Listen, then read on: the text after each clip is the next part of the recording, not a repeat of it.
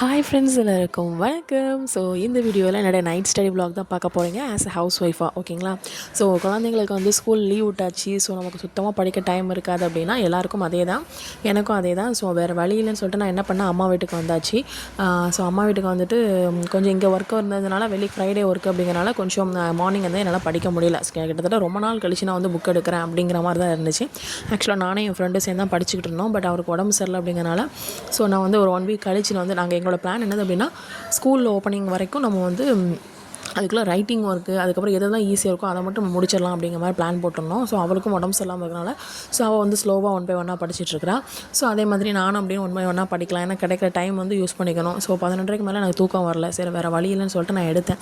So எடுத்துகிட்டு first என்ன எடுத்தேன் அப்படின்னா மேக்ஸ் தான் பார்த்தேன். டைம் அண்ட் ஒர்க் இருக்குல்ல, ஸோ அதான் பார்த்துக்கிட்டு இருந்தேன். ஸோ டைம் அண்ட் ஒர்க்கு அதான், அதாவது நான் அப்படின்னா கடன்னு எல்லாத்தையும் வேகமாக முடிக்கணும் அப்படின்னு நினைக்க மாட்டேன். ஸோ கரெக்டாக முடிப்போம்.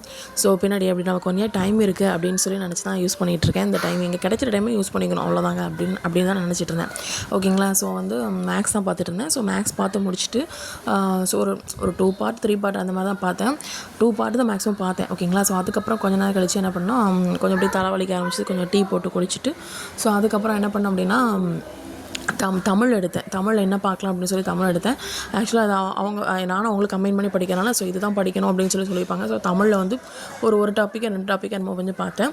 கிராமர் தான் பார்த்தேன். ஓகேங்களா? ஸோ அதுக்கப்புறம் நோட்ஸ் எழுதுறதுன்னு சொல்லி நோட்ஸ் வந்து ஜிஎஸ்சில் வந்து நோட்ஸ் எழுதிக்கிட்டு இருந்தேன். ஸோ கிட்டத்தட்ட 2 o'clock ஆகிட்டு ஸோ அதுக்கப்புறம் தூங்க போயிட்டேன்.